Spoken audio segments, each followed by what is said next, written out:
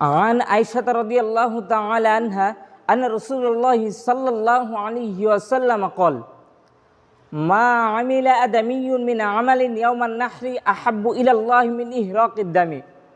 অর্থাৎ হযরত আয়েশা রাদিয়াল্লাহু তাআলা আনহা থেকে বর্ণিত হযরত মুহাম্মদ সাল্লাল্লাহু আলাইহি ওয়াসাল্লাম বলেছেন, আদম সন্তানের জন্য কুরবানির দিন পশু জবাহ করা থেকে, পশু রক্তের প্রবাহিত করার থেকে উত্তম আমল আল্লাহ তাআলার নিকট আর নেই।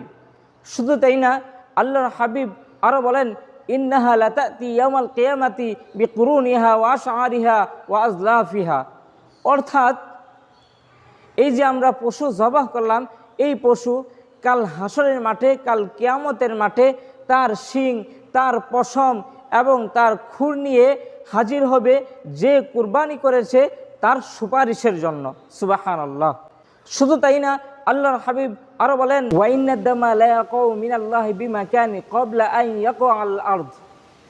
অর্থাৎ কুরবানি যে পশুটা জবাহ করা হবে, জবাই দেওয়া হবে, সেই পশুর রক্ত মাটিতে পড়ার আগে আগে আল্লাহ তাআলার কাছে একটা মর্যাদা স্থানে চলে যায়।